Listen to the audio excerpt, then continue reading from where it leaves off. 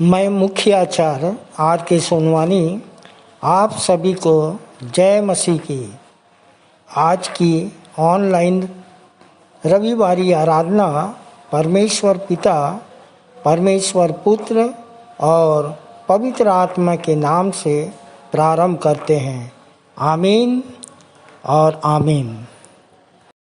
आइए आज की आराधना हम प्रारंभ करते हैं और प्रारंभ में हम एक छोटी प्रार्थना कर लेंगे भाई राम गोपाल बिंझवार के द्वारा। आप सभी को जय मसीह की। मेरा नाम राम गोपाल बिंझवार है। प्रभु में आए लगभग 4 वर्ष हो रहे हैं। प्रभु आने के कारण यह है कि मेरी पत्नी बहुत ज़्यादा बीमार रहती थी। विश्वासी मन की प्रार्थना दुआ से भली चंगी है। जैसे हम लोग बचे हैं वैसे दूसरों को बचाने का कार्य करते हैं। आइए हाथ को जोड़ें, आँख को बंद करें, सिर को झुकाएं, ध्यान परमेश्वर के ओर लगाएं। धन्यवाद धन्यवाद प्यारे प्रभु जी, एक बार फिर से तेरे चरणों के समीप में आते हैं पिता, और आपको धन्यवाद करते हैं प्यारे प्रभु जी कि रात में मीठी नींद दिया प्रभु जी, सुबह का सुंदर प्रकाश दिखाया प्रभु। धन्यवाद करते हैं पिता परमेश्वर, इस ऑनलाइन के माध्यम से पिता परमेश्वर प्रार्थना करने पाते हैं, इसके लिए हम धन्यवाद करते हैं प्रभु जी। धन्यवाद करते हैं पिता, जितना भाई बहन पिता ऑनलाइन में जुड़े हैं पिता उनको आशीष और चंगाई देना प्रभु जी। धन्यवाद करते हैं प्यारे प्रभु जी आज के विश्राम दिन के लिए पिता, जो हमारे जीवन में जोड़ा है प्रभु जी, इसके लिए हम धन्यवाद करते हैं प्यारे प्रभु जी। धन्यवाद करते हैं पिता कि पिता पर वचन को पढ़े जाना पिता, गीत को गाया जाना पिता, प्रभु भोज को लिया जाना पिता, पर भेंट को दिया जाना, आपको सुखदायी सुगंध के रूप में ग्रहण हो प्रभु। धन्यवाद करते हैं पिता परमेश्वर, जाने अनजाने मन वचन और कर्म से जो भूल चूक अपराध पाप हमसे तुम क्षमा करिएगा प्रभु जी। धन्यवाद करते हैं पिता परमेश्वर, आज के आगे की आराधना को आपके हाथों में देते हुए छोटी विनती प्रभु यीशु मसीह के नाम से मांगते हैं, आमीन। सबको जय मसीह की। आइए प्रभु की महिमा में स्तुति के गीत से 251 नंबर गा लेंगे, जिसके बोल हैं, आज का दिन यहोवा ने बनाया है, हम इसमें आनंदित हो।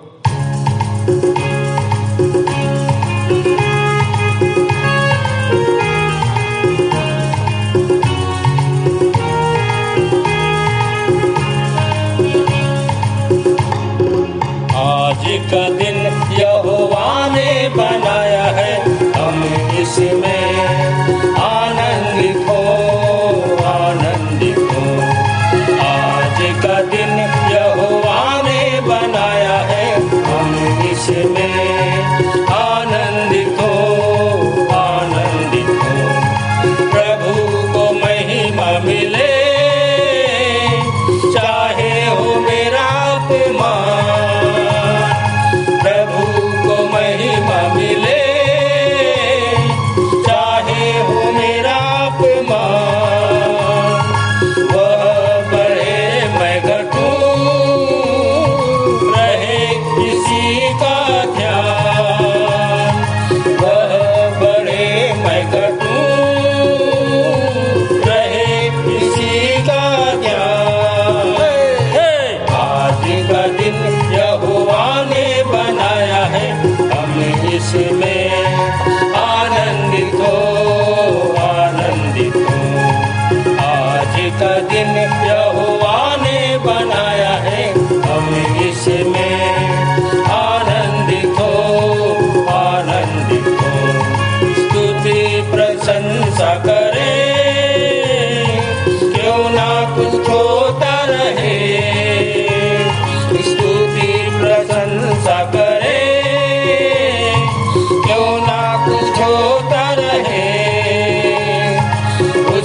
हम भाते रहे,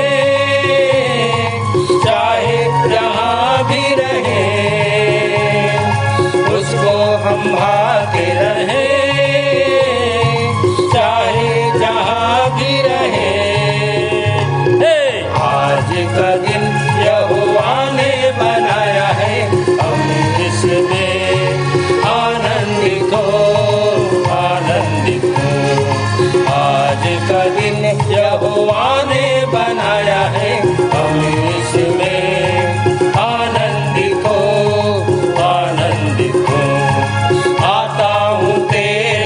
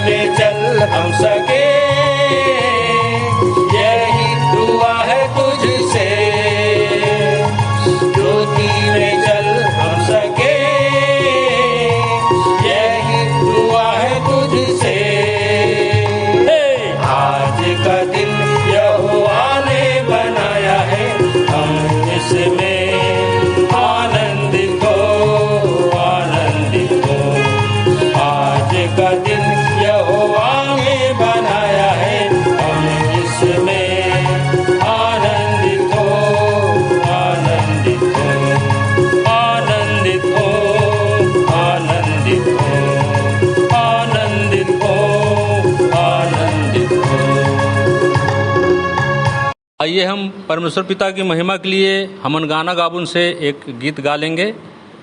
गीत नंबर है 21 और गीत के बोल हैं, जब तक जिंदा रहूं प्रभु जी जप लूं नाम तुम्हारा।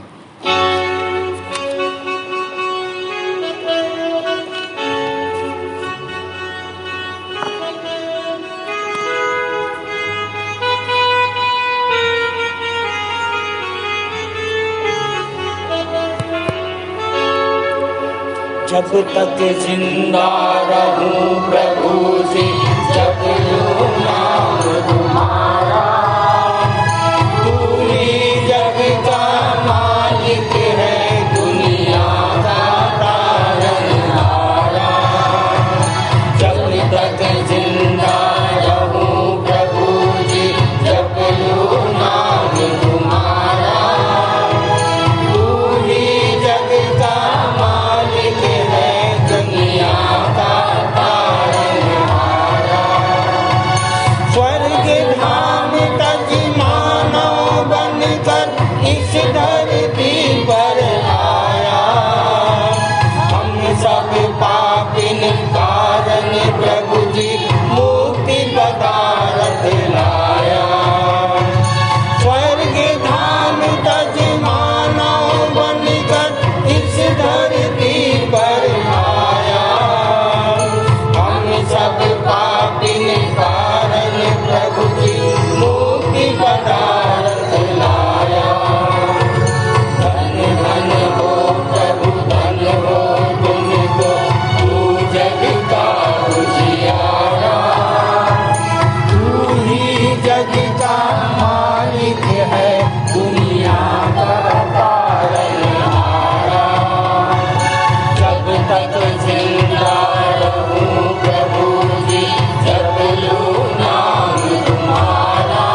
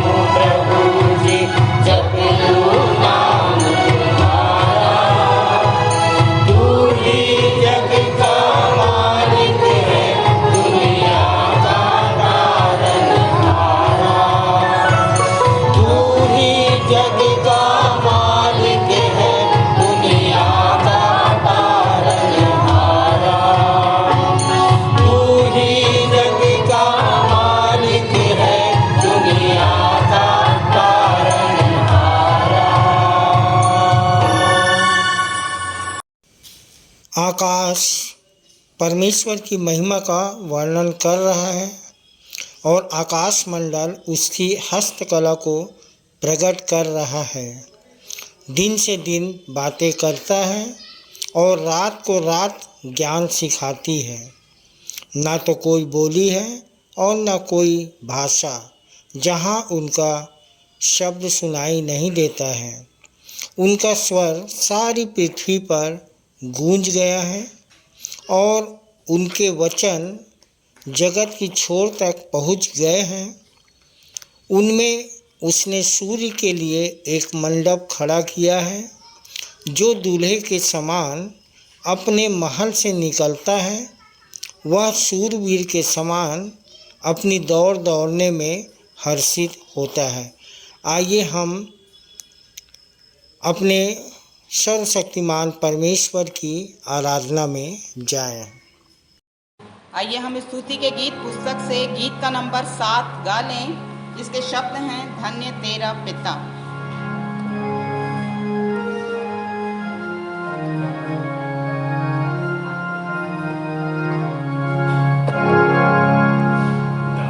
तेरा पिता तूने पुत्र को भेज मनुष्यों पर प्रगट किया अपना तेज। हालेलुया धन्य तेरा, हालेलुया आमीन। हालेलुया स्तुति गाएं फिर हमको जीना।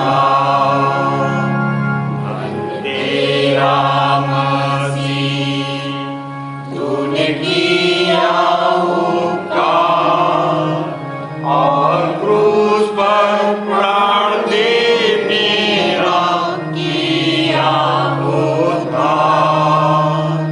हालेलुया धन्य तेरा, हालेलुया आमीन।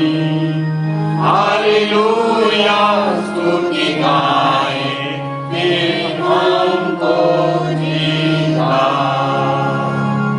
धन्य आत्मा पवित्र उजियारा चमका, अंधकार को मिटा के त्राणकर्ता निकला।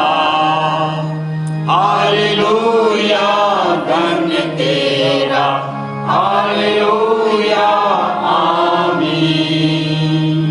हालेलुया स्तुति गाएं फिर हमको जीना।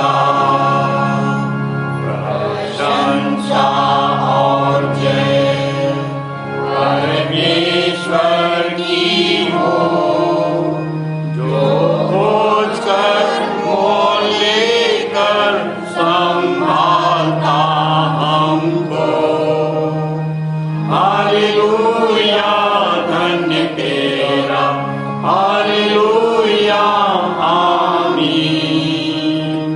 हालेलुया स्तुति गाएं फिर हमको जीना। फिर हमको जीना। अपना प्रेम सब में भर और हर एक के मन को उत्साहित तू कर।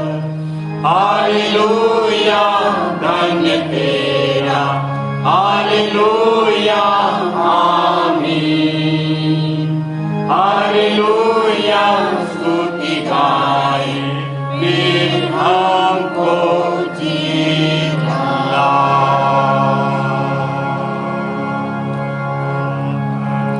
आइए उत्तरवादी की रीति से हम पढ़ने के लिए निकाल लेंगे रोमियो 6 अध्याय, जिसको हम पूरा पढ़ लेंगे और पढ़ने में अगुवाई करेंगी कुमारी सपना भास्कर और उत्तर देंगी श्रीमती संध्या कुशवाहा। आप सबों को जय मसीह की। मेरा नाम सपना भास्कर है। आइए उत्तरवादी पाठ पढ़ने के लिए निकाल लेंगे रोमियो 6, जिसमें पहले पद से अंतिम पद तक पढ़ेंगे, जो पाया जाता है पृष्ठ क्रमांक 234 पर नीली बाइबिल में। पहला पद मैं पढ़ूंगी, दूसरा पद आप बहन के साथ पढ़िएगा। मेरा नाम श्रीमती संध्या कुशवाहा है। आइए हम उत्तरवादी पाठ पढ़ें। तो हम क्या कहें? क्या हम पाप करते रहें कि अनुग्रह अधिक होता जाए? कदापि नहीं। हम जो पाप के लिए मर गए, फिर अभी भी उसमें कैसे जीवन व्यतीत करें? क्या तुम नहीं जानते, हम सब जो बपतिस्मा के द्वारा मसीह यीशु के साथ एक हुए, बपतिस्मा द्वारा उसकी मृत्यु में भी सहभागी हुए। इसलिए हम बपतिस्मा द्वारा उसकी मृत्यु में सहभागी होकर उसके साथ गाड़े गए हैं, जिससे कि पिता की महिमा के द्वारा जैसे मसीह जिलाया गया था, वैसे हम भी जीवन की नई चाल चलें। क्योंकि यदि हम उसके साथ उसकी मृत्यु की समानता में एक हो गए हैं, तो निश्चय ही उसके जी उठने की समानता में भी एक हो जाएंगे। यह जानते हुए कि हमारा पुराना मनुष्यत्व उसके साथ क्रूस पर चढ़ा दिया गया, कि हमारा पाप का शरीर निष्क्रिय हो जाए, कि हम आगे को पाप के दास न रहें। क्योंकि जो मर गया वह पाप से छूटकर निर्दोष ठहरा। अब यदि हम मसीह के साथ मर गए, तो हम विश्वास करते हैं कि उसके साथ जीवन भी रहेंगे। यह जानते हुए कि मसीह मृतकों में से जिलाया जाकर फिर कभी मरने का नहीं, ना अब उस पर मृत्यु की प्रभुता है। क्योंकि जो मृत्यु वह मरा, वह पाप के प्रति सदा के लिए मर गया, परंतु अब जो जीवित है वह परमेश्वर के लिए जीवित है। इसी प्रकार तुम भी अपने आप को पाप के लिए मृतक, परंतु मसीह यीशु में परमेश्वर के लिए जीवित समझो। इसलिए पाप को अपने विनाशी शरीर में प्रभुता ना करने दो, कि तुम उसकी लालसाओं को पूरा करो। और ना अपने शरीर के अंगों को अधर्म के हथियार बनाकर पाप को सौंपो, परंतु अपने आप को मृतकों में से जीवित जानकर अपने अंगों को धार्मिकता के हथियार होने के लिए परमेश्वर को सौंप दो।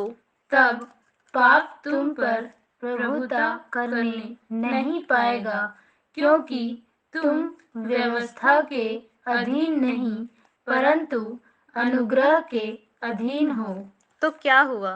क्या हम इस कारण पाप करें कि हम व्यवस्था के अधीन नहीं, परंतु अनुग्रह के अधीन हैं? कदापि नहीं। क्या तुम नहीं जानते कि किसी की आज्ञा मानने के लिए तुम अपने आप को दासों के समान सौंप देते हो, तो जिसकी आज्ञा मानते हो उसी के दास बन जाते हो, चाहे पाप के, जिसका परिणाम मृत्यु है, अथवा आज्ञाकारिता के, जिसका परिणाम धार्मिकता है। परंतु परमेश्वर का धन्यवाद हो कि तुम जो पाप के दास थे, अब हृदय से उस प्रकार की शिक्षा के प्रति जिसके लिए तुम समर्पित हुए थे, आज्ञाकारी हो गए। और तुम पाप से छुड़ाए जाकर धार्मिकता के दास हो गए हो। मैं तुम्हारी शारीरिक दुर्बलता के कारण मानवीय संदर्भ में बोल रहा हूँ।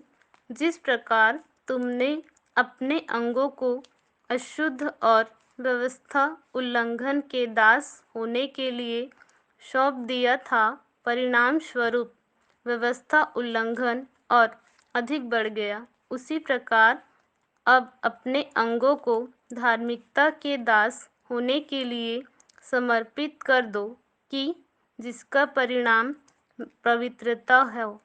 क्योंकि जब तुम पाप के दास थे तो धार्मिकता की ओर से स्वतंत्र थे। जिन बातों से अब तुम लज्जित होते हो, उनसे तुम्हें उस समय क्या लाभ प्राप्त था, क्योंकि उसका परिणाम तो मृत्यु है। परंतु अब पाप से मुक्त होकर और परमेश्वर के दास बनकर तुम्हें यह फल मिला, जिसका परिणाम पवित्रता और जिसका अंत अनंत जीवन है।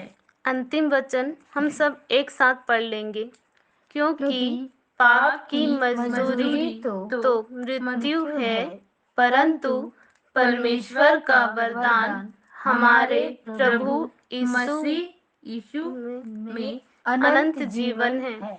परमेश्वर अपने वचन के पढ़े और सुने जाने पर हम सबको आशीष दे। आमीन। आइए हम विश्वास वचन बोलें। मैं सर्वशक्तिमान पिता पर स्वर्ग और पृथ्वी के सृजनहार परमेश्वर पर विश्वास रखता हूँ।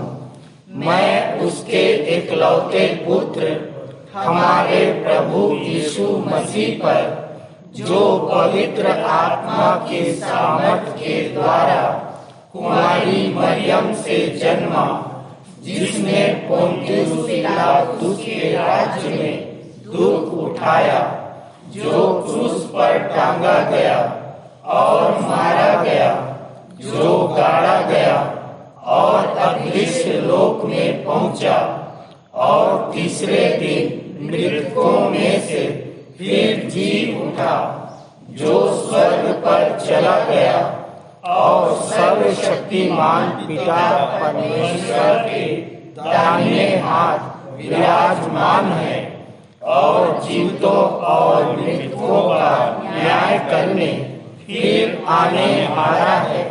विश्वास रखता हूँ मैं पवित्र आत्मा पर, पवित्र सार्व कलीसिया पर, संतों की संगति पर, देह के पुनरुत्थान पर, पापों की क्षमा पर और अनंत जीवन पर विश्वास रखता हूँ।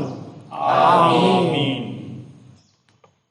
आइए सामान्य सामाजिक एवं पारिवारिक कलीसियाई प्रार्थना में जाएंगे और हमारे लिए प्रार्थना में अगुवाई करेंगे भाई श्री राजकुमार जोगी।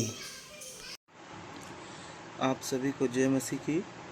मेरा नाम राजकुमार जोगी है और विश्वासी मंदिर आते हुए मुझे लगभग 8 वर्ष हो गए। मैं प्रभु का हृदय से धन्यवाद देता हूँ कि उन्होंने मुझे यह अवसर दिया कि मुझे प्रारंभिक प्रार्थना का अवसर दिया। इसके लिए मैं हृदय से धन्यवाद देता हूँ। आइए हम प्रार्थना में जाए। सभी अपना हाथ जोड़ेंगे, आंखें बंद करेंगे और ध्यान परमेश्वर की ओर लगाएंगे। सर्वशक्तिमान, सर्वज्ञानी, सर्वव्यापी, जीवन के देने वाले एकमात्र पिता, एक बार फिर से हम अपने उद्धारकर्ता प्रभु यीशु मसीह के नाम में आपके पवित्र चरणों के समीप में आते हैं। प्रभु जी, हृदय से धन्यवाद देते हैं प्यारे परमेश्वर पिताजी, आज के इस पवित्र विश्राम दिन के लिए जो आपने हमारे लिए ठहराया। प्रभु प्यारे परमेश्वर पिताजी, हम धन्यवाद देते हैं कि बीते सप्ताह आपने हमें संभाला। हर एक प्रकार की दुर्घटनाओं से, समस्याओं से, परेशानियों से आपने हमें बचा कर रखा और आज के दिन हमें प्यारे पिताजी ये बेहद ही सुखद अवसर प्रदान किया कि इस वक्त हम आपसे प्रार्थना के द्वारा बातचीत उस स्थान पर करने पा रहे हैं जो स्थान आपकी दृष्टि में पवित्र है और जहाँ की प्रार्थनाओं की ओर आपके कान सदैव लगे रहते हैं, आंखें नित्य खुली रहती हैं और जहाँ की प्रार्थनाएं प्यारे पिताजी आपको सदैव सुखदायक सुगंध के रूप में ग्रहण योग्य होती है प्यारे परमेश्वर पिता।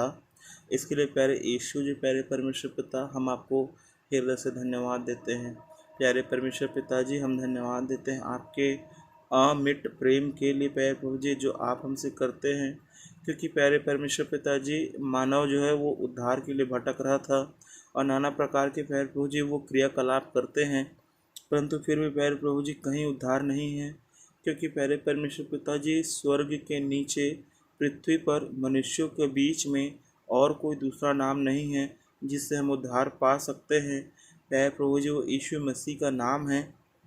तो प्यारे पिताजी, हम यीशु के लिए आपको हृदय से धन्यवाद देते हैं प्यारे परमेश्वर पिताजी, कि प्यारे प्रभु आपने वो उद्धार का मार्ग खोला, मनुष्य और परमेश्वर के बीच में यीशु मसीह बिचवई को भेजा प्यारे प्रभु जी, जिसके द्वारा प्यारे परमेश्वर पिताजी हम आपसे मेल मिलाप कर सकते हैं प्यारे परमेश्वर पिता।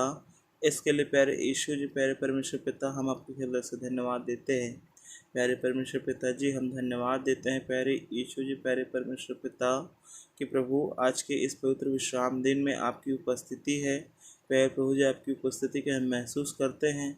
और प्यारे परमेश्वर पिताजी, हम धन्यवाद देते हैं अपने इस प्रांगण के लिए जो आपकी बड़ी आशीष से मिला है और आपकी महिमा के लिए हमें मिला है प्यारे परमेश्वर पिताजी, ताकि इस प्रांगण में हम शहर के बीच में कोलाहल से दूर आपकी स्तुति, आराधना और महिमा कर सके, आपके नाम को ऊंचा उठा सके प्यारे परमेश्वर पिताजी।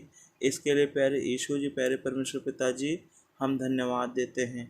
प्यारे परमेश्वर पिताजी, हम धन्यवाद देते हैं प्यारे प्रभु जी, जितने नए विश्वासी उनके लिए जो आपके नाम को जानने पाते हैं प्यारे पिताजी, होने दीजिएगा कि जो बीज उनके अंदर बोया जाता है वो यीशु मसीह के नाम से फलवंत हो प्यारे परमेश्वर पिताजी, और वो फलों को लाने वाला हो सके प्यारे परमेश्वर पिताजी। प्यारे यीशु जी, प्यारे परमेश्वर पिताजी, हम विशेष करके प्रार्थना और विनती करते हैं प्यारे परमेश्वर पिता, कि जितने भी नए लोग हैं प्यारे प्रभु जी, जो आपके मंदिर आना चाहते हैं प्यारे परमेश्वर पिताजी, प्रभु जी होने दीजिएगा वो सुरक्षित, और प्यारे परमेश्वर पिताजी वे आपके पवित्र भवन तक पहुंच सके, और हम विश्वासियों के साथ मिलकर प्यारे प्रभु जी वे आपके नाम की स्तुति, आराधना, प्रशंसा और बड़ाई करने वाले हो सके प्यारे परमेश्वर पिताजी।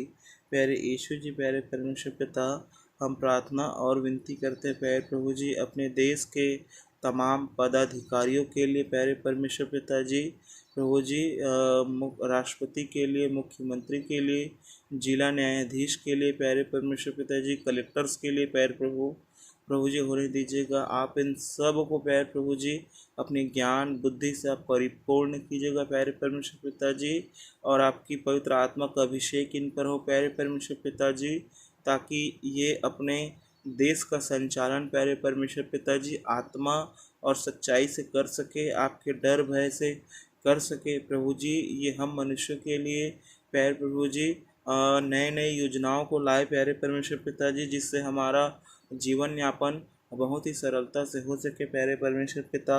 ऐसे ऐसे प्रार्थना है प्रभु परमेश्वर पिताजी, हम प्रार्थना और विनती करते हैं हमारे देश के सैनिकों के लिए प्यारे परमेश्वर पिताजी, जो प्यारे प्रभु जी प्यारे परमेश्वर पिताजी जो अपनी तन मन धन से सेवा देते हैं प्यारे परमेश्वर पिताजी।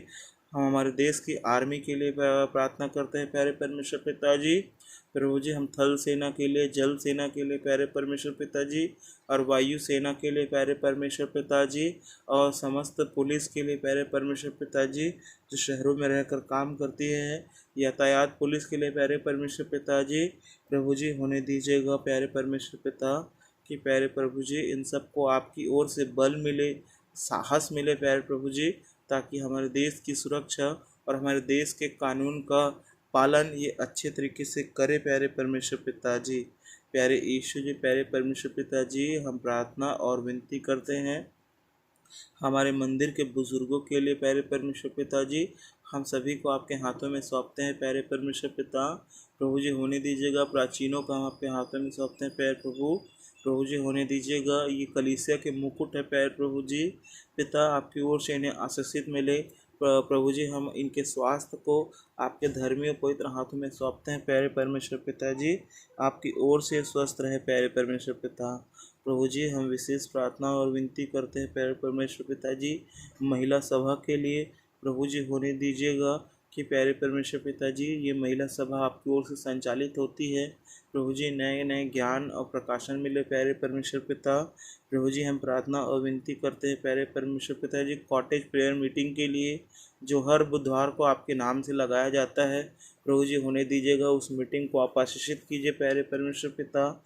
प्रभु जी जब दूर दूर से लोग उस मीटिंग पे जुड़ते हैं, गवाहियाँ होती हैं, संदेश होते हैं प्यारे प्रभु जी, आपके नाम की स्तुति प्रशंसा बड़ाई और महिमा होती है प्यारे परमेश्वर पिता। तो प्रभु जी आप ये नया ज़रिया बने प्यारे परमेश्वर पिताजी आत्माओं को बचाने का, ऐसी आपसे प्रार्थना है।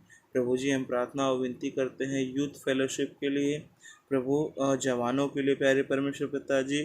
प्रभु जी जवानी के दिन में प्यारे परमेश्वर पिताजी हम अपने सृजनहार को स्मरण रख सके प्यारे परमेश्वर पिताजी। हमें लालच व्यभिचार बुराई प्यारे प्रभु जी नाना प्रकार की समस्याएं प्यारे प्रभु जी सोच आते हैं प्यारे प्रभु जी, वे सारे यीशु मसीह के नाम से दूर होने पाए।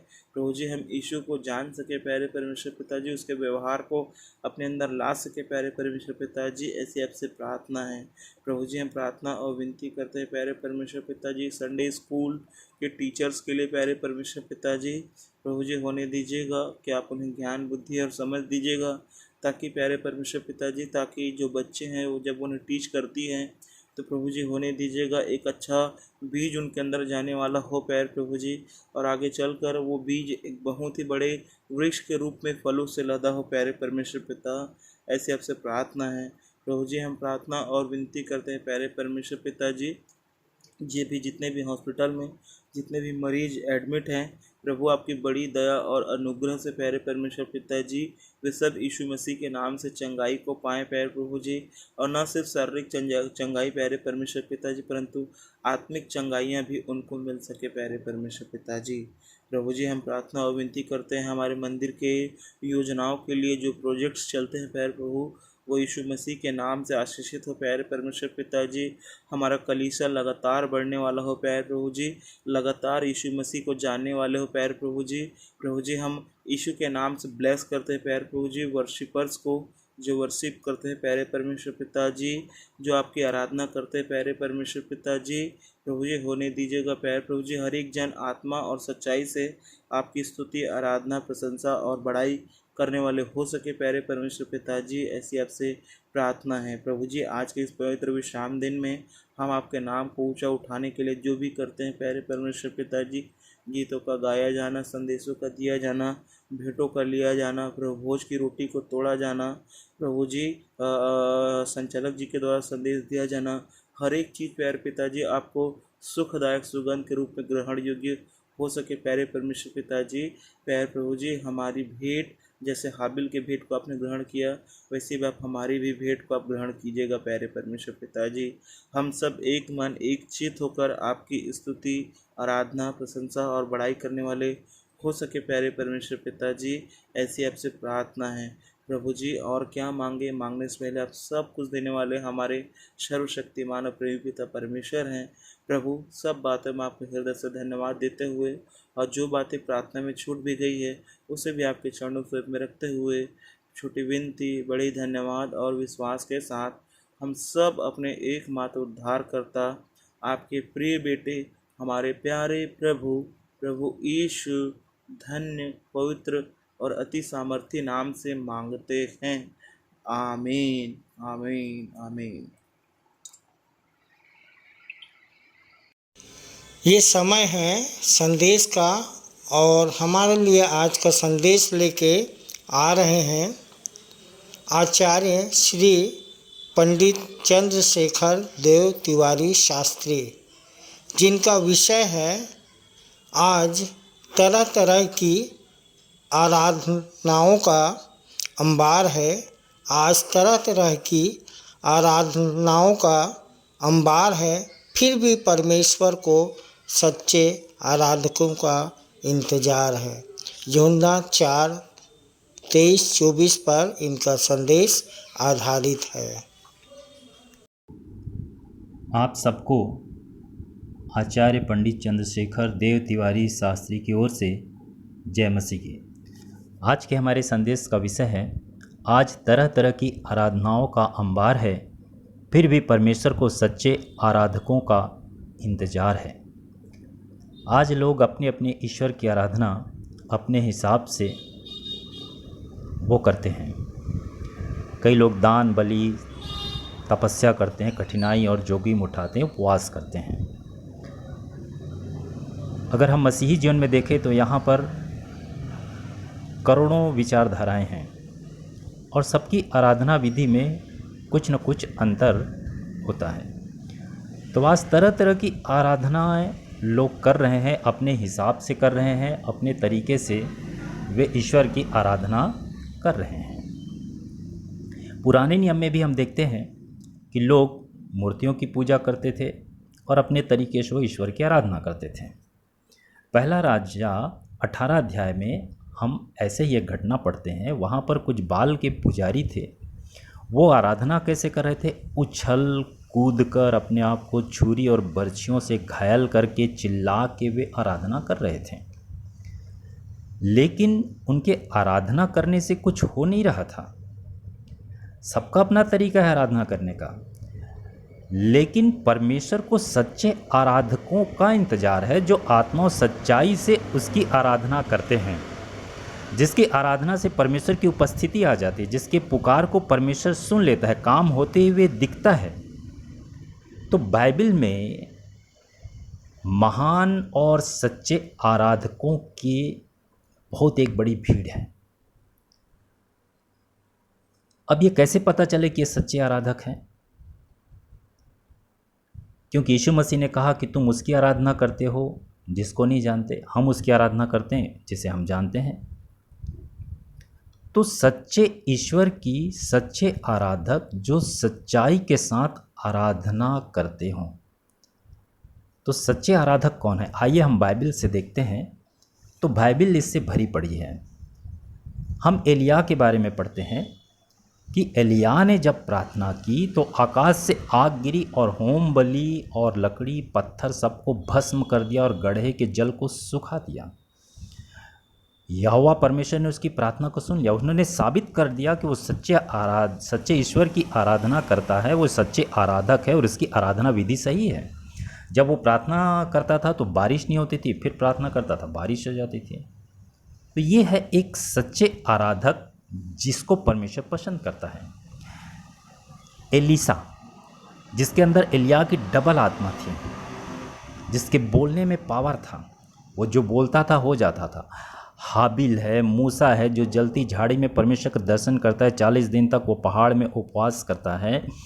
नूह के बारे में देखते हैं, अब्राहम है, दाऊद है, अय्यूब है, दानियल है जिसको सिंह की मान से परमेश्वर ने बचा लिया, सद्रक मेसक अबेदनगो है जिसको आग से बचा लिया। यीशु मसीह सच्चे आराधक हैं जो ये बात को बोल रहे हैं कि परमेश्वर की आराधना आत्मा सच्चाई से करना है। प्रेरित लोग हैं पेंटिकोस्ट के जिन जब वो आराधना किए तो आग उतर आई, बड़े बड़े चिन्ह चमत्कार होने लगे।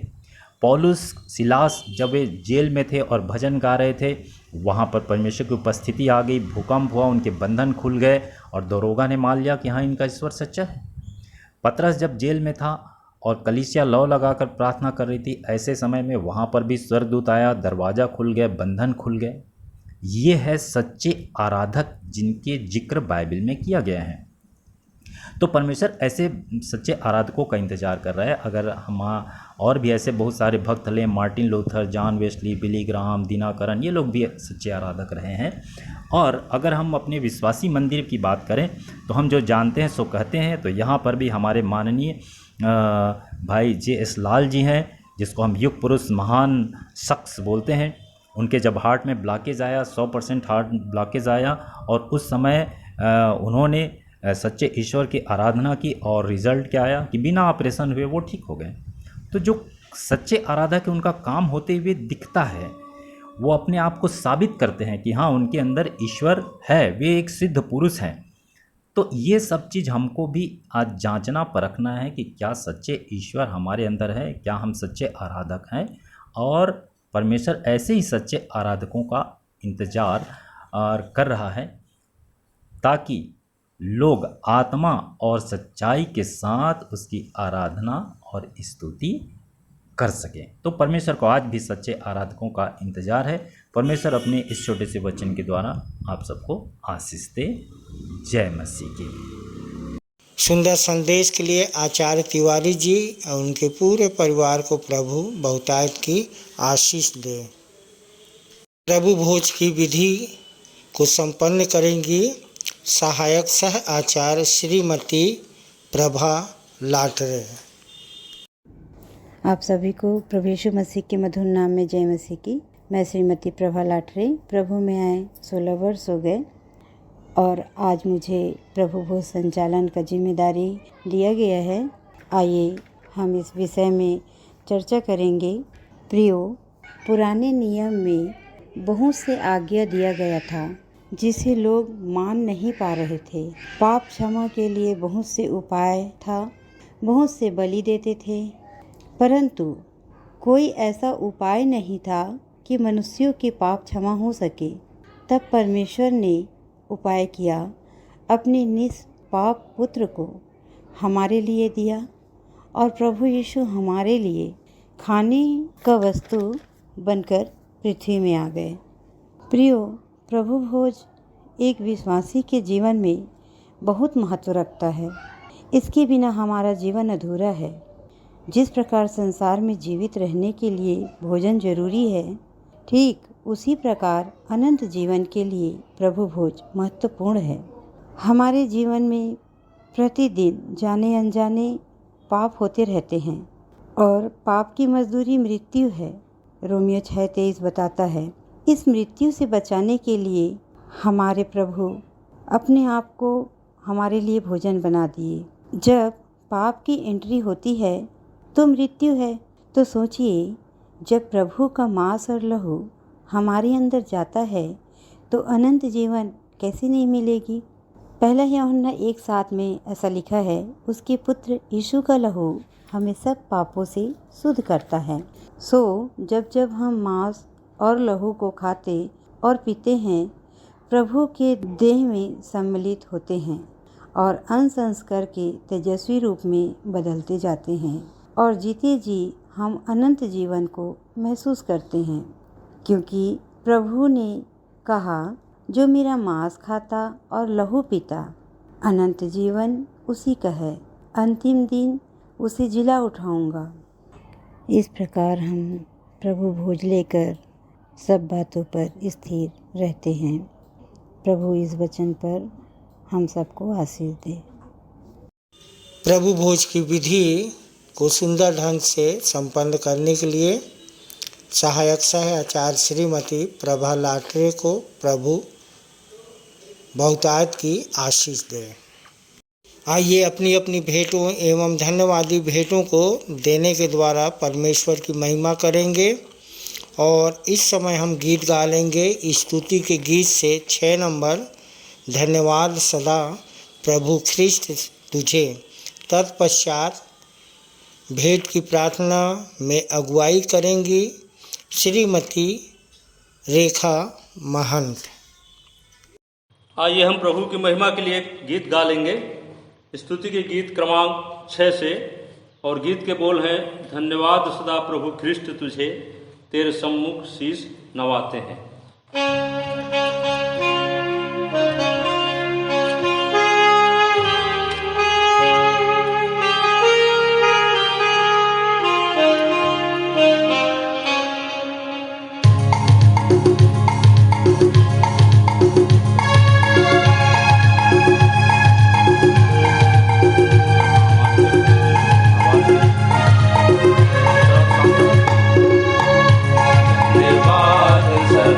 प्रभु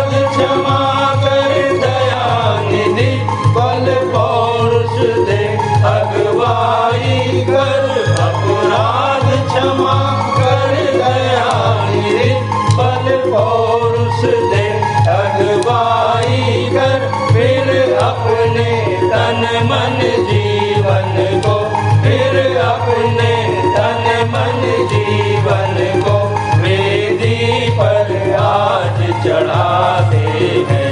धन्यवाद सदा प्रभु भेंट तुझे, तेरे सन्मुख शीश नवाते हैं। हम तेरी आराधना करने को मंदिर में तेरे आते हैं।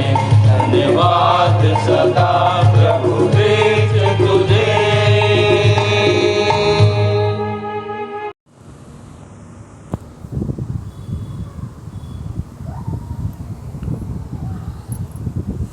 आप सबको जय मसीह की। मैं जुना बिलासपुर एक हमान बोला था ना, आवा हाथ जोड़न और भेंट के लिए प्रार्थना करन।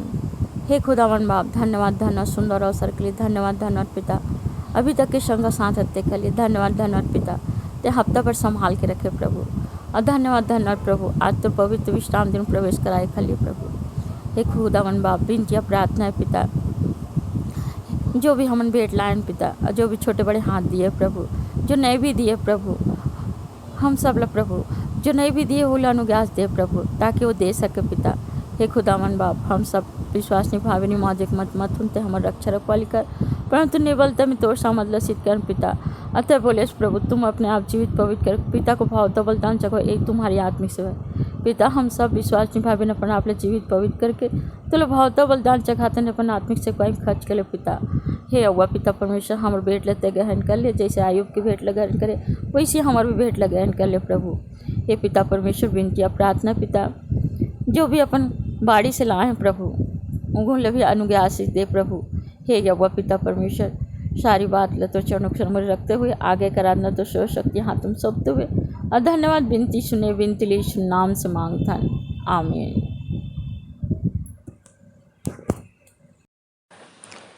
मैं मुख्य आचार्य R.K. सोनवानी आप सभी को जय मसीह की। आप लोगों को सूचना से अवगत करा दूं, हमारी रविवारी आराधना ऑनलाइन और ऑफलाइन दोनों चलती है। समय का विशेष ध्यान दें, प्रातः 10 बजे से दोपहर 12:30 बजे तक। जिनको आराधना में जिम्मेदारी दी जाती है उनको ऑनलाइन और ऑफलाइन दोनों में बोलना है। ऑनलाइन के लिए अपना ऑडियो बनाकर शुक्रवार शाम तक अवश्य ही मुझको भेज देवे। विशेष सूचना, प्रायः यह देखा जा रहा है कि ऑनलाइन आराधना में जो प्रार्थना उत्तरवादी पाठ है, जो संदेश है कि रिकॉर्डिंग शुक्रवार शाम तक नहीं भेजी जाती, जिससे शनिवार रात भर सेटिंग करने में लग जाता है। अतः अब संचालक मंडल द्वारा निर्णय लिया गया है कि जिसकी रिकॉर्डिंग शुक्रवार शाम तक नहीं पहुंचेगी उसे आने वाले समय में अवसर नहीं दिया जाएगा। तदनुसार इस आदेश का कड़ाई से पालन किया जाएगा। आदेशानुसार संचालक मंडल विश्वासी मंदिर बिलासपुर। 2/7/2023 की रविवारी आराधना के लिए आप लोगों को सूचित कर दूं, जिसका संचालन आचार्य श्रीमती सुनैना सिंह के द्वारा, प्रारंभिक प्रार्थना कुमारी रीना कैवर्थ के द्वारा, उत्तरवादी पाठ लुका 17 अध्याय 1 से 19 पद तक पढ़ लेंगे और जिसको पढ़ने में अगुवाई करेंगी श्रीमती लक्ष्मी कैवर्थ और उत्तर देंगी कुमारी अनामिका सारथी। सामान्य सामाजिक एवं पारिवारिक कलीसियाई प्रार्थना में अगुवाई करेंगी सहायक सह आचार्य श्रीमती आरती करोसिया। संदेश होगा डॉक्टर कुमारी आस्था तिमोथी के द्वारा, जिनका विषय है शारीरिक योग या आत्मा का उपयोग। शारीरिक योग या आत्मा का उपयोग। कुलुस्सियों 2:20-23 आप अपने संदेश के लिए ले सकती हैं। प्रभु भोज विधि का संचालन सहायक सह आचार्य श्री रवि भोरे के द्वारा, भेंट की प्रार्थना श्रीमती पिंकी साहू के द्वारा। मुख्य संदेश अपने संचालक जी से उत्तरवादी पाठ पर हम सुन लेते हैं और अंतिम प्रार्थना में अगुवाई करेंगे भाई राहुल जांगड़े और डॉक्टर सह संचालक डॉक्टर अल्पना राम जी की आशीष से सभा का समापन करेंगे। धन्यवाद। आइए और अंत में सुन लेते हैं अपने मंदिर के संचालक जी द्वारा पिछले सप्ताह के संदेशों की समीक्षा, मंदिर की वर्तमान स्थिति एवं भविष्य की योजनाएं तथा उत्तरवादी पाठ पर संक्षिप्त टिप्पणी। सबको जय मसीह की। हम परमेश्वर पिता का धन्यवाद करते हैं कि उसकी दया अनुग्रह से हम सुरक्षित पाए जाते हैं और फिर से उसके वचनों में थोड़ी देर के लिए मनन कर सकते हैं, अपना ध्यान लगा सकते हैं। तो प्रियो, भीषण गर्मी के बाद थोड़ा सा मौसम सुहाना हुआ है। अभी मानसून का आना शेष है, पर मन गदगद है कि गर्मी से कम से कम छुटकारा तो मिला। और जब हम कड़ी तपस्या करते हैं गर्मी में तो हमारा ध्यान भी लगता है, और यदि ठंडी ठंडी हवा चलती रहे और वचन पे ध्यान लगाएं तो कई बार नींद आ जाती है, ऊँघने भी लग जाते हैं। सो मैं आशा रखता हूँ कि आप सतर्क उसके वचनों पर ध्यान लगाएंगे। और ऐसे भी विश्वासी मंदिर कलीसिया और एक तपस्या है यहाँ का, यहाँ के सारे कार्य, यहाँ पर हम त्याग, तपस्या, साधना और संघर्ष करने आए हुए हैं। और इसी कड़ी में जब नए विश्वासी आते हैं तो उनको अवसर दिया जाता है, और वे देखिए कि कितनी शीघ्रता से संदेश देना शुरू कर देते हैं, क्योंकि उनको अवसर दिया जाता है, पुलपिट में उनको अवसर दिया जाता है। और इसी श्रृंखला में हमारे पिछले सप्ताह हमारे भाई श्री परमेश्वर कैवत ने संदेश दिया, जो कि मल्हार से आते हैं, नए विश्वासी हैं। और इनने अपना पूरा परिचय तो नहीं दिया, परंतु बहुत अच्छा संदेश दिया। और उनका विषय था सार्थक जीवन करने निर्वहन, सार्थक जीवन का करने निर्वहन, चींटियों को बनाए उदाहरण। नीति वचन 30 और 25, जहाँ पर लिखा है, चींटियाँ निर्बल जाति तो हैं, परंतु धूप काल में अपनी भोजन वस्तु बटोरती हैं। और इसी प्रकार से नीति वचन 6 में लिखा है, 6 का 6 में, हे आलसी, चींटियों के पास जा, उनके काम पर ध्यान दे और बुद्धिमान हो। उनके न तो कोई न्यायी होता है, न प्रधान, न प्रभुता करने वाला, तो भी वे अपना आहार धूप काल में संचय करती हैं और कटनी के समय अपनी भोजन वस्तु बटोरती हैं। सो भाई ने बताया कि पहले तो चींटियाँ मेहनती होती हैं और दूसरा समूह में रहती हैं, और उनका कोई राजा नहीं होता, उनका कोई लीडर नहीं होता, और फिर भी उनमें एकता होती है। वो भोजन वस्तु मिलकर बटोरती हैं और मिलकर खाती हैं, और हमेशा आने वाले समय के लिए तैयारी करती रहती हैं, सतर्क रहती हैं। परंतु इसके विपरीत मनुष्य आलसी हो जाते हैं, और जैसे मैंने कहा कि गर्मी में तपस्या होती है और ठंड में नींद आ जाती है। सो हमको आलसी नहीं होना है। कलीसिया में फूट हो जाती है, मतभेद होते हैं, बिखराव हो जाता है, और इसीलिए परमेश्वर का काम नहीं हो पाता।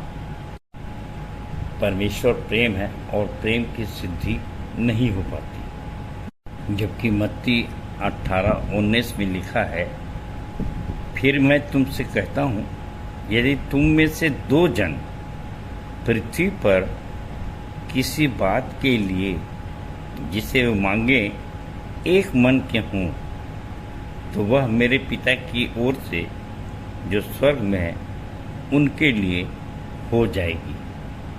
सो आज प्रचारकों को भी यीशु मसीह को अपने जीवन में प्रकट करना है और एकता दिखाना है। और इसके संबंध में यूहन्ना 17:22 में इस प्रकार से लिखा है, और वह महिमा जो तूने मुझे दी है उन्हें दी है, और वह महिमा जो तूने मुझे दी है मैंने उन्हें दी है, कि वे वैसे ही एक हों जैसा कि हम एक हैं। सो प्रियो, भाई को इस छोटे संदेश के लिए बहुत बहुत धन्यवाद। भाई ने बहुत सुंदर संदेश दिया। और एक बात की जो कमी दिखाई दी वो एक तो परिचय नहीं दिए, अपनी गवाही नहीं दिए, और जब मैं रिकॉर्डिंग सुन रहा था तो बहुत धीरे बोले। सो मैं चाहूँगा कि आने वाले समय में भाई जोर से बोले। और बहुत से संदर्भ जो मैं बता रहा हूँ उनने नहीं दिया, उनने बताया जरूर कि यूहन्ना में लिखा है, मत्ती में लिखा है, पर मैं चाहूँगा कि आने वाले समय में वो खोजें और नहीं तो पूछ लें। और आजकल तो यूट्यूब में या गूगल से पूछने पर सब कुछ पता लग जाता है। सो भाई आने वाले समय के लिए तैयारी करें, ये मैं आशा रखता हूँ। और प्रियो, इस संबंध में एक बात जो मैं कहना चाहता हूँ ये कि देखिए, यीशु मसीह भी प्रार्थना करते हैं कि काश उनमें एक हो, और आपस के प्रेम करने से परमेश्वर की सिद्धि होती है। और पहला यूहन्ना 4:12 अक्सर हम कहते हैं और पढ़ते हैं कि परमेश्वर को कभी किसी ने नहीं देखा। यदि हम आपस में प्रेम रखें तो परमेश्वर हम में बना रहता है और उसका प्रेम हम में सिद्ध हो जाता है। तो मेरे और आपको विशेष करके विश्वासी मंदिर में जो त्याग, तपस्या, साधना, संघर्ष करने आए हैं उनके लिए मैं ये संदेश देना चाहता हूँ कि हम विचारधाराओं में अलग अलग हो जाते हैं और बहुत सी बातें हैं जिसके कारण से हमारी कलीसियाओं में टकरार चल रहा है। और एक खुली बात है, कोर्ट कचहरी चलती है, संपत्ति के लड़ाई झगड़े चल रहे हैं। तो ये परमेश्वर की सिद्धि कैसे हो पाएगी मेरे प्रियो? सो विचारधाराएं भी अलग अलग हो जाती हैं और इसीलिए बार बार मैं स्मरण कराता हूँ कि हमारी विचारधारा खासकर बाइबल के संबंध में अलग अलग न हो पाए, कोई शैतान हमारे बीच में न घुस जाए। और इसलिए बोर्ड लिखे गए हैं और सारी बातें वहाँ पे बताई गई हैं कि किस परिधि में आपको संदेश देना है, और ताकि हम में जो सिद्धि है परमेश्वर की सिद्धि बनी रहे। और परमेश्वर का धन्यवाद हो कि जब बाहर के लोग आते हैं तो हमारी बुरी प्रशंसा करते रहते हैं। और आप जानते हैं कि इसका विशेष कारण है कि हम बोर्ड में भी लिख के रखे हैं, जैसे विश्वासी मंदिर को प्रवेश करता है तो वहाँ भी कि यूहन्ना 3:11-12 के परिधि पर ही प्रवचन दिए जाएं। तो जो इन प्रकाशन दर्शन को नहीं मानता, हमारे विचार से सहमत नहीं होता, तो उसके लिए हम ये कहते हैं कि वो शांत रहे जब तक कि वो सामाजिक विश्वासी और संक्रामक विश्वासी में अंतर ना कर ले। क्यों? क्योंकि हमारा उद्देश्य ही है संक्रामक विश्वासी बनाना। तो एकता और प्रेम का ये सिद्धांत हम बाइबल के अनुसार चींटियों से सीखें, ऐसा बाइबल कहती है। सो पुनः भाई को धन्यवाद देता हूँ। और अब हम दूसरे संदेश की ओर आ रहे हैं, जहाँ के हमारे सहायक सह आचार्य जी श्री शंभू मानिकपुरी जी ने प्रभु भोज का संचालन किया, बैरी का संचालन किया। और भाई जी पहली बार प्रभु भोज का संचालन कर रहे हैं। और जैसे मैंने बताया, फिर रिपीट करूंगा कि हमारे यहाँ जो नए विश्वासी आते हैं उनको पुलपिट दी जाती है, मौका दिया जाता है और उनके समर्पण को देख करके, उनकी मेहनत को देख करके उनको आचार्य, सहआचार्य, सहायक आचार्य सब बनाया जाता है। और भाई के विषय में मैं बताऊं, भाई शंभू मानिकपुरी ये बहुत अच्छे होम्योपैथी के डॉक्टर भी हैं, इलेक्ट्रीशियन ट्रेंड हैं और पूरे विश्वासी मंदिर का पीए सिस्टम ये पूरी तरह से निःशुल्क सेवा दे करके कंट्रोल करते हैं, नियंत्रित करते हैं। बहुत ही समर्पित व्यक्ति। और भाई ने बताया कि कैसे आदम के द्वारा पाप आया और मृत्यु आई और परमेश्वर को यह अच्छा नहीं लगा कि उसके पुत्र मृत्यु को प्राप्त करें और उसने अनंत जीवन प्राप्त करने के लिए की व्यवस्था की और अपने पुत्र प्रभु यीशु मसीह को बलिदान के लिए पृथ्वी पर भेजा और उसके लहू से हमने पाप क्षमा प्राप्त किया। और इसलिए प्रभु भोज को ग्रहण करना हमारे लिए बहुत आवश्यक है ताकि हम उसमें बने रहें। और प्रभु यीशु मसीह के लहू हमें सब पापों से शुद्ध करता है। पहला यूहन्ना 1:7। तो भाई को बहुत बहुत धन्यवाद सुंदर ब्यारी के संचालन के लिए। भाई ने छोटी छोटी सुंदर सुंदर प्रार्थना भी किया और मैं कहता हूँ कि और भी आगे भविष्य में सुंदर ढंग से वो संचालन कर सकें। परमेश्वर आपको बहुत ही आशीष दे। धन्यवाद। प्रियो, इसके पश्चात मैंने जो संदेश दिया था दूसरा पत्रस 3:1-19 पर, और ये जो संदेश दिए जाते हैं ये एक बार तो रिकॉर्डिंग होती है जो ऑनलाइन चलती है, फिर इसको आराधनालय में देता हूँ और इसके बाद इसकी कंपेयरिंग करता हूँ सारांश में 2-4 लाइन में। और यहाँ पर भी मैं उनको स्मरण कर रहा हूँ कि यहाँ पर पौलुस लिखता है, हे प्रियो, मैं तुम्हें यह दूसरी पत्री लिखता हूँ और दोनों में शुद्धि दिलाकर तुम्हारे शुद्ध मन को उभारता हूँ। प्रियो, आप सबको मालूम है कि बपतिस्मा क्या है? स्वस्थ मनोमस्तिष्क, शुद्ध बुद्धि एवं विवेक से परमेश्वर के वश में हो जाना ही बपतिस्मा है। और अगर हम ये शुद्ध बुद्धि को बनाए रखें तो बार बार संसार की विचारधाराओं से कोई भी आता है, कोई सामाजिक विश्वासी आता है, हमको वचन के संबंध में कुछ कहता है, हमारी विचारधारा अलग अलग हो जाती है, हमारे रिश्ते अलग अलग हो जाते हैं और ये अशुद्धि आ जाती है हमारे प्रेम में। हम एक दूसरे के प्रति अच्छा मन नहीं रखते हैं और ऐसा करते करते हमारा जीवन भी खत्म हो जाएगा, कई जन्म ले लेंगे और नहीं शुद्ध हो पाएंगे।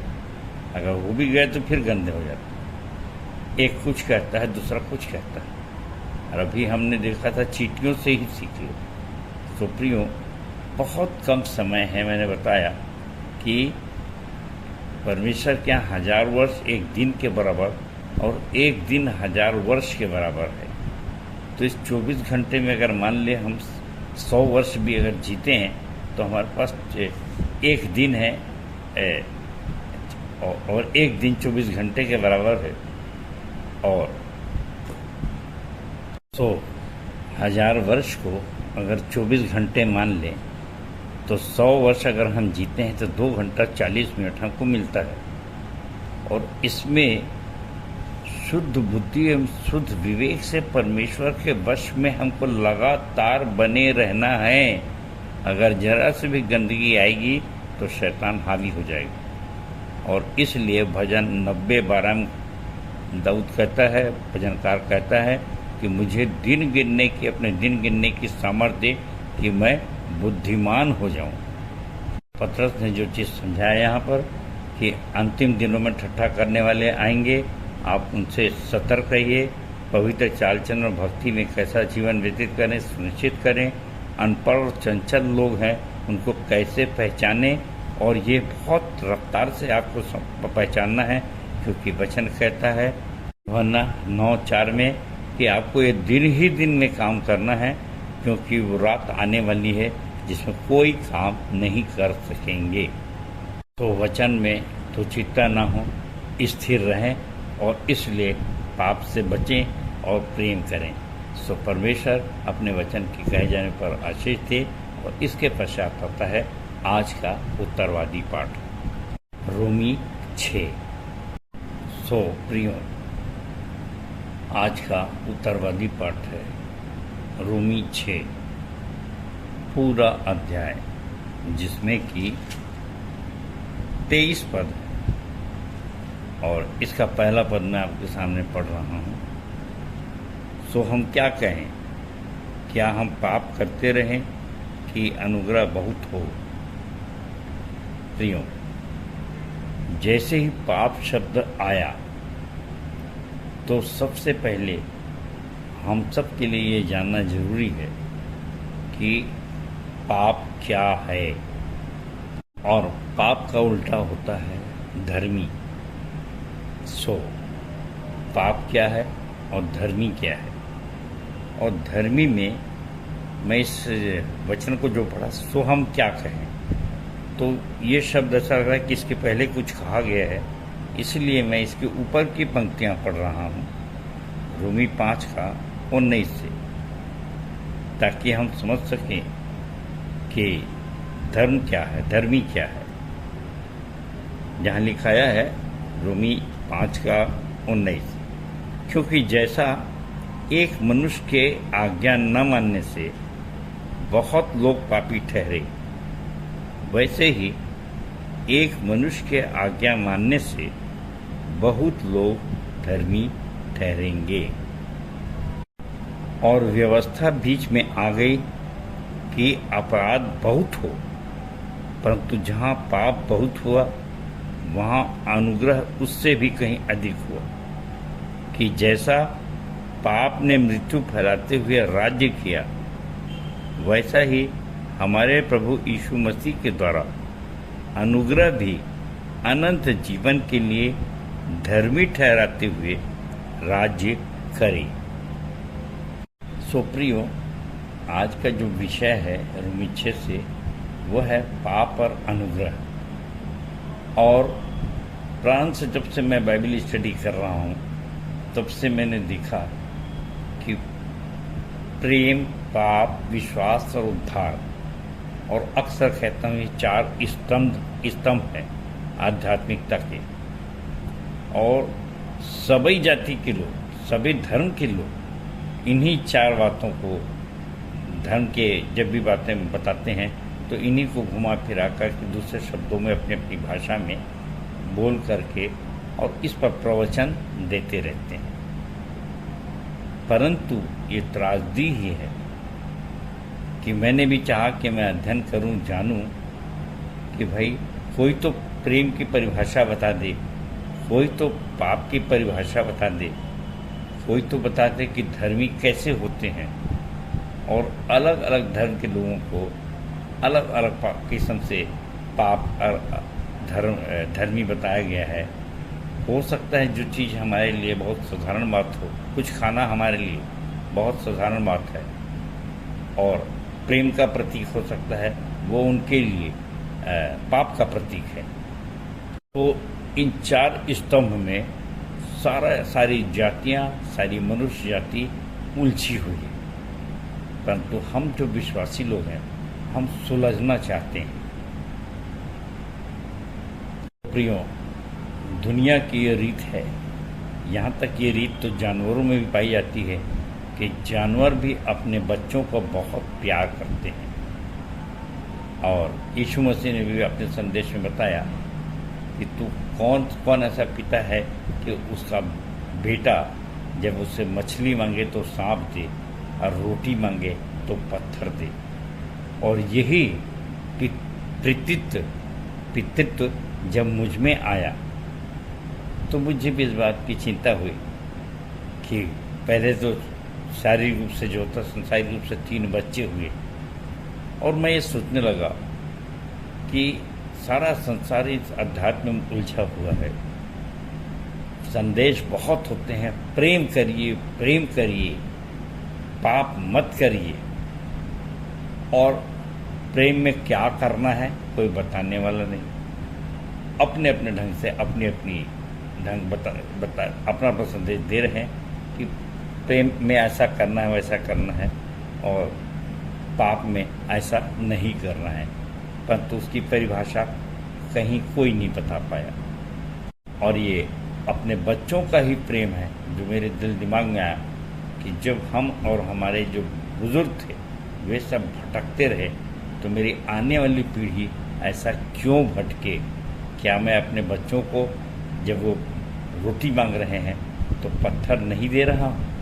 और मुझे ऐसा लगा कि नहीं, वास्तव में मैं उनको पत्थर ही दे रहा हूँ, वे उलझ के रह जाएंगे। परंतु और इसलिए मुझको अब ये खोजना ही पड़ेगा। और प्रियो, मैंने कहीं पर भी प्रेम के और पाप की परिभाषा नहीं पाया।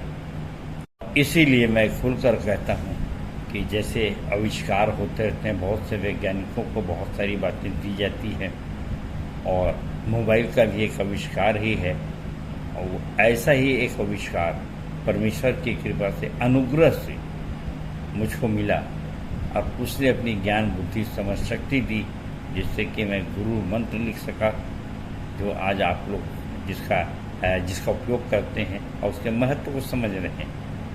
और इसी प्रकार से प्रेम और पाप और विश्वास और उद्धार, ये सब की परिभाषा लिख करके अपने बच्चों के लिए, अपनी कलीसिया के लोगों के लिए है, ये पुस्तक में लिख कर, बोर्ड में लिख कर आप लोग को मार्गदर्शन कर सकें। तो प्रियो, ये जानने के लिए कि पाप क्या है, हमने मेहनत किया, और हमन गाना गाबोन के टिप क्रमांक 2 पाप का है, और इसमें 17वें पृष्ठ पे इसमें लिखाया है कि पाप पुण्य का इस दुनिया में कहीं कोई विधान नहीं है, अनेक शंकाएं मानव में जिसका कोई निदान नहीं। जिस आधार पे ये सब लिखे जाते हैं मेरे प्रियो, उसका संदर्भ यहाँ पे दिया हुआ है। रोमियो 7 से 25, रोमी 13 8 से 10, यूहन्ना 3 8 से 10, और याकूब 1 6 से 8। और यदि विस्तार पूर्वक सिर्फ इसको सारांश में पढ़ा ही जाए तो मैं समझता हूँ कि समय पूरा नहीं होगा। और इसीलिए आपके लिए सबसे अच्छी चीज़ है कि यहाँ पर ये पुस्तक में लिख दिया गया है। आप अगर धर्मराज की खोज कर रहे हैं तो थोड़ी सी मेहनत करिए। पुस्तक या तो आपके पास उपलब्ध है तो ठीक है, लेकिन मेरे प्रिय जी जो दूर दूर से इन संदेशों को सुनते हैं, वे हमारे प्रियों से संपर्क करें और उनसे, कुछ नहीं तो आजकल तो आपके पास मोबाइल है, फ़ोटो उतरवा लीजिए पाप के पन्ने की, और आप उस पर अध्ययन कर सकते हैं। यदि आप वास्तव में ईमानदारी से परमेश्वर के धर्म और राज की खोज कर रहे हैं तो, क्योंकि मत्ती 6:33 में यीशु मसीह ने कहा कि पहले उसके धर्मराज की खोज करो, तब बाकी की वस्तु तुमको दे दी जाएगी। परंतु जो बाकी की वस्तुओं की खोज में लगे रहना चाहते हैं, उनके लिए हम कुछ नहीं कर सकते।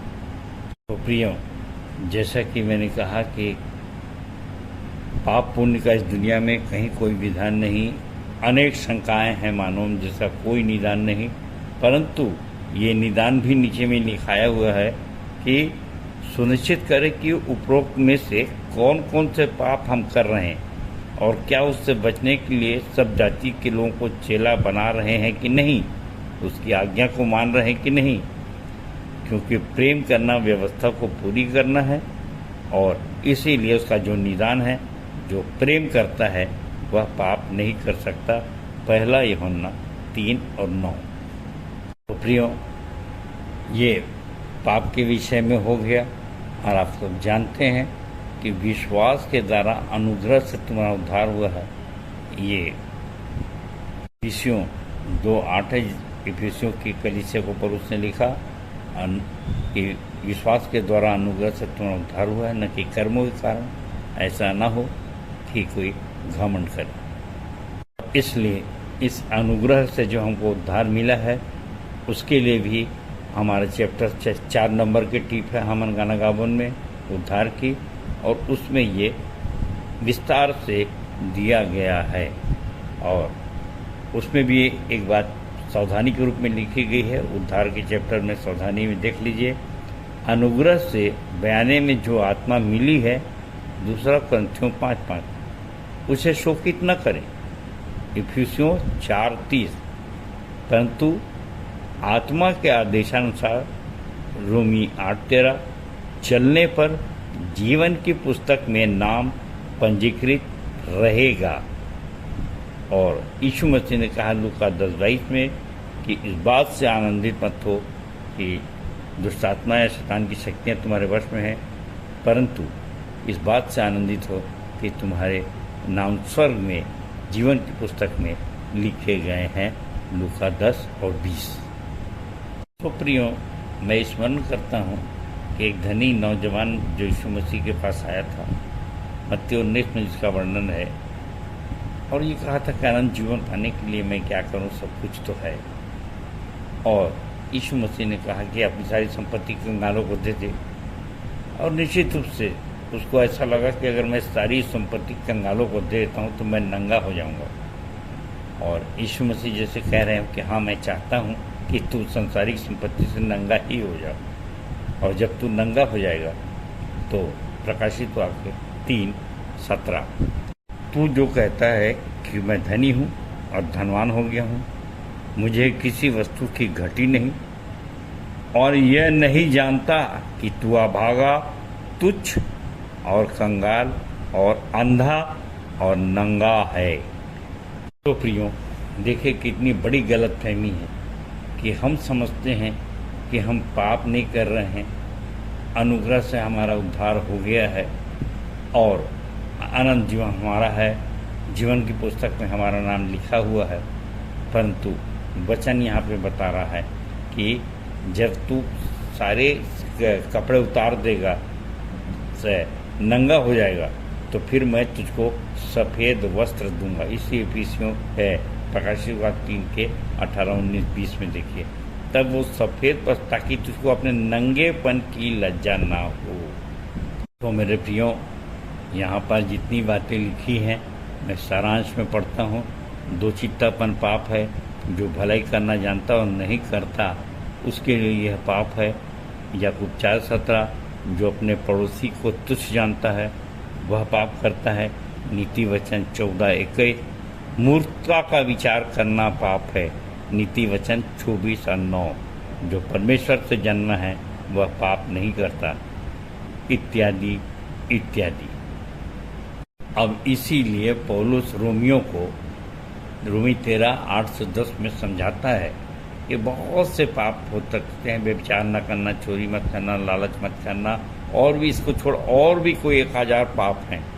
तो सबका सारांश इस बात में पाया जाता है कि सारी आज्ञा का सारांश ये है कि अपने पड़ोसी से अपने समान प्रेम रखें। प्रियो, यदि हमको अनुग्रह प्राप्त करना है तो उसके लिए आवश्यक है हम अपने पड़ोसी से प्रेम करें।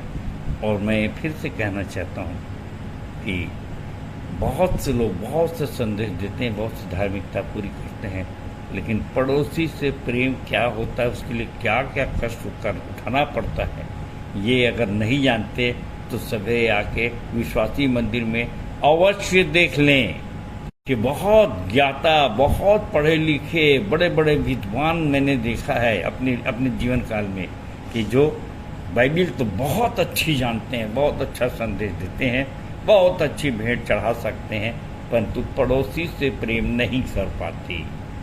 इसलिए वे सामाजिक विश्वासी बन के रह जाते हैं। जैसे हमारे विश्वास चैप्टर में लिखा है 4 किस्म के विश्वासी होते हैं, और उसमें सामाजिक विश्वासी, उनका काम क्या क्या है। पहला, प्रति रविवार जाना, आराधनालय में जाना, रीति विधि पूरी करना, प्रभु भोज वगैरह सब रीति विधि ग्रहण करना, और अन्य संस्थाएं हैं समाज की, संडे स्कूल, महिला सभा, जवान सभा पर और काउंसिल, सबका दायित्व लेना। और ये सब अच्छी बात है।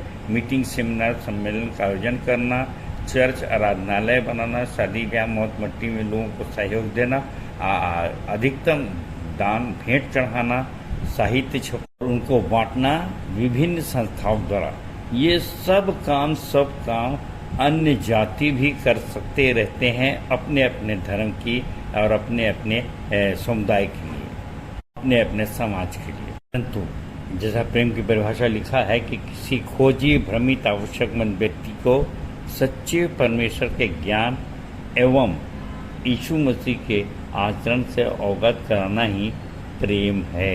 और ये प्रेम आप और मैं नहीं कर रहे हैं तो निश्चित रूप से उसके अनुग्रह से वंचित हो जाएंगे।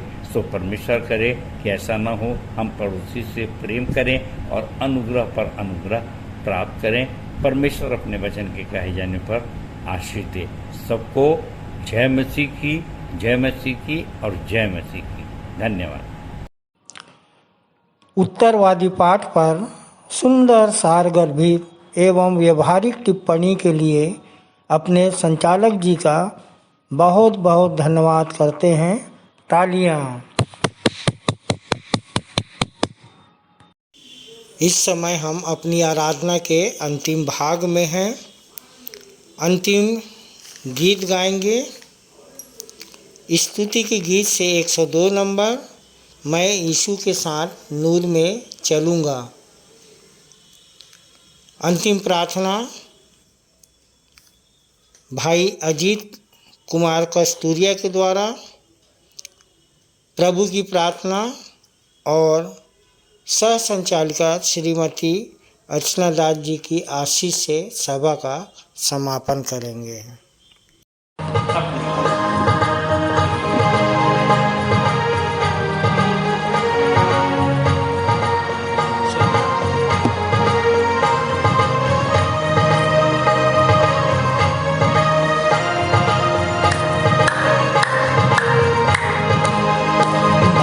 यीशु के साथ नूर में चलूंगा, दिन रात उसके पीछे मैं चलूंगा, पीछे चलूंगा बता पाऊंगा, यीशु मेरा मूंगी मसलूम।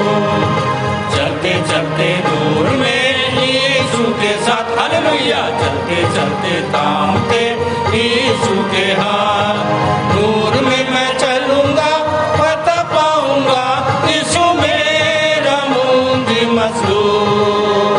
मैं यीशु के साथ नूर में चलूंगा, अंधेरी राह में न डरूंगा, पैर उठाऊंगा दिल से गाऊंगा, यीशु मेरा मुंजी मजदूर। चलते चलते नूर में यीशु के साथ, हालेलुया। चलते चलते थामते यीशु के हाथ, नूर में मैं चलूंगा फतह पाऊंगा, यीशु मेरा मूंगी मसलूम। मैं यीशु के साथ नूर में चलूंगा, जब कभी भी आवाज उसकी सुनूंगा, उससे कहूंगा फर्ज सब दूंगा, तू ही मेरा मूंगी मसलूम। चलते चलते नूर में यीशु के साथ, हालेलुया। चलते चलते थाम के यीशु के हाथ, नूर में मैं चलूंगा बता पाऊंगा, यीशु मेरा मूंगी मसलूम। मैं यीशु के साथ नूर में चलूंगा, ताके ताके रोज मदद पाऊंगा, रंजिया खुशी हो या नजदीक मौत हो, यीशु मेरा मूंगी मसलूम। चलते चलते नूर में यीशु के साथ, हालेलुया। चलते चलते थामते यीशु के हाथ, नूर में मैं चलूंगा फतह पाऊंगा, यीशु मेरा मूंगी मसलूम। मैं यीशु के साथ नूर में चलूंगा, अपनी आँख उसकी तरफ लगाऊंगा, हाथ में ले सली ठंडा है बाजी, यीशु मेरा मूंगी मसलूम। चलते चलते नूर में यीशु के साथ, हालेलुया। चलते चलते थामते यीशु के हाथ, नूर में मैं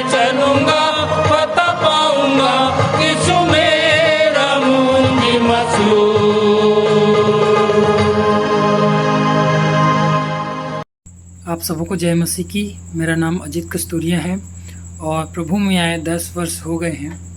आइए हम प्रार्थना में जाएंगे, हाथ जोड़ेंगे, आँख बंद करेंगे और अपना ध्यान परमेश्वर की ओर लगाएंगे।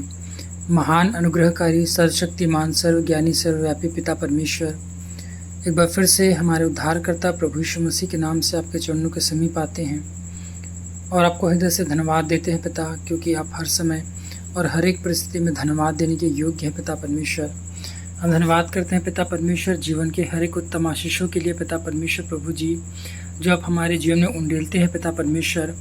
हम धन्यवाद करते हैं प्रभु जी आज के इस परमेश्वर पिता आराधना में तू हमारे अल्फ़ा और ओमेगा रहे परमेश्वर पिता, इसके लिए हम आपको हृदय से धन्यवाद देते हैं। धन्यवाद करते हैं पिता परमेश्वर प्रभु जी कि तूने हम हर एक को परमेश्वर पिता तूने ग्रहण किया है, स्वीकार किया है पिता परमेश्वर, और हमारी आराधनाओं को भी स्वीकार किया है पिता, इसके लिए धन्यवाद देते हैं परमेश्वर पिता। धन्यवाद करते हैं प्रभु जी और तुझसे प्रार्थना करते हैं परमेश्वर पिता कि जो कुछ भी हमने वचन सुना है, पढ़ा है, जाना है पिता परमेश्वर, हम चाहते हैं पिता परमेश्वर ये सारे वचन परमेश्वर पिता हमारे दिल और दिमाग में रहे परमेश्वर पिता, हमारे हृदय रूपी पटिया पर लिखा सके परमेश्वर पिता, और हम उसे कभी भी भूलने ना पाए पिता, परंतु उनके अनुसार जीवन जीने वाले हो सके प्रभु जी, ऐसे तुझसे प्रार्थना करते हैं। हम धन्यवाद करते हैं पिता परमेश्वर कि तूने हमें पाप के दासत्व से छुड़ाया परमेश्वर पिता और अनंत जीवन में के भागी बनाया पिता परमेश्वर, इसके लिए हम धन्यवाद करते हैं प्रभु जी। हम धन्यवाद करते हैं पिता परमेश्वर प्रभु जी कि तूने हमारे पुराने मनुष्यत्व को परमेश्वर पिता क्रूस पर चढ़ा दिया प्रभु जी, और परमेश्वर पिता हम एक नया जीवन दिया परमेश्वर पिता, और हम पाप के दासत्व थे पिता परमेश्वर जिसे तूने परमेश्वर पिता हमें अनुग्रह से मोल लिया पिता, इसके लिए हम धन्यवाद देते हैं प्रभु जी। धन्यवाद करते हैं पिता परमेश्वर प्रभु तेरे हर एक दया, अनुग्रह और प्रेम के लिए पिता परमेश्वर, जिसे हम गिन भी नहीं सकते परमेश्वर पिता। हम धन्यवाद करते हैं पिता परमेश्वर प्रभु जी कि तूने परमेश्वर पिता हमें स्वतंत्र किया परमेश्वर पिता पाप से प्रभु जी, इसके लिए हम आपको धन्यवाद देते हैं। सचमुच परमेश्वर पिता जैसा आपका वचन कहता है कि पाप की मजदूरी तो मृत्यु है, परंतु परमेश्वर का वरदान हमारे प्रभु यीशु मसीह में अनंत जीवन है। हम धन्यवाद करते हैं पिता परमेश्वर प्रभु तेरे ऐसे सारे वचन के लिए पिता, जिससे हम बल पाते हैं परमेश्वर पिता, और तुझसे निवेदन प्रार्थना करते हैं कोई भी जन प्रभु जी यहाँ से खाली हाथ जाने ना पाए प्रभु जी, परंतु हर एक जन प्रभु आपके वचन को, आपके अनुग्रह को, आपके दया को, आपके प्रेम को लेकर जाने वाले हो सके प्रभु जी, ऐसे में आपसे प्रार्थना करते हैं। हर किसी के मन में प्रभु जो प्रार्थनाएं चलती है पिता, उसे आप ग्रहण करना परमेश्वर पिता, ताकि प्रभु जी उनकी हर एक की मनोकामनाएं पूरी हो सके, हर एक की दुख समस्या यहाँ से दूर हो सके परमेश्वर पिता, और हर एक की आशा पूरी हो सके प्रभु जी। कोई भी प्रभु आपके दरबार से, आपके भवन से परमेश्वर पिता निराश होकर जाने ना पाए, ऐसी में आपसे प्रार्थना करते हैं।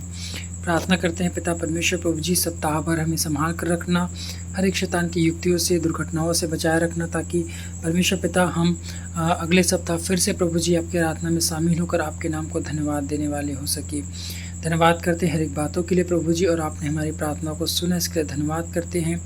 धन्यवाद के साथ विनती प्रभु यीशु मसीह के धन्य एवं मीठे नाम से मांगते हैं, सुनिए और दया से कबूल कीजिए, आमीन।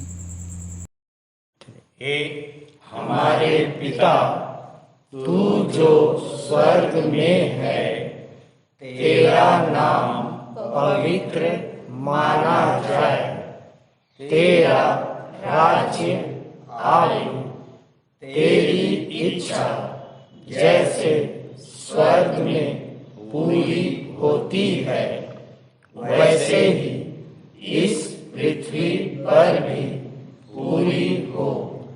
हमारे दिन भर की रोटी आज हमें दे, और जैसे हमने अपने अपराधियों को क्षमा किया है, वैसे ही तू भी हमारे अपराधों को क्षमा कर, और हमें परीक्षा में ना डाल, परंतु बुराई से बचा, क्योंकि राज्य, पराक्रम और महिमा सदा तेरे ही है, आमीन।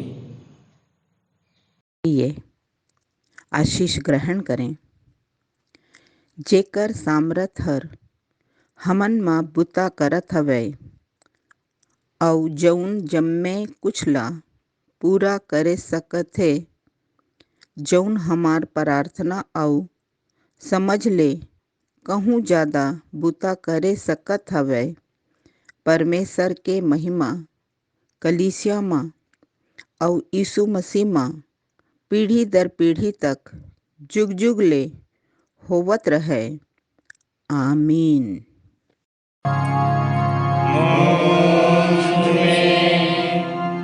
यीशु की शोभा दिखाई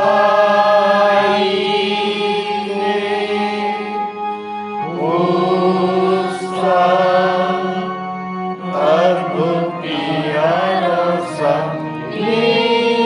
माता हेतु आत्मा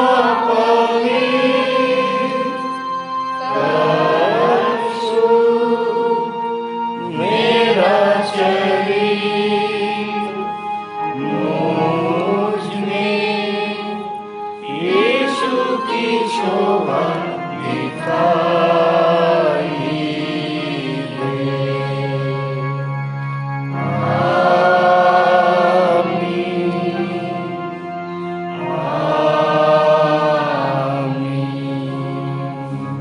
आप सबको जय मसीह की। जय मसीह की।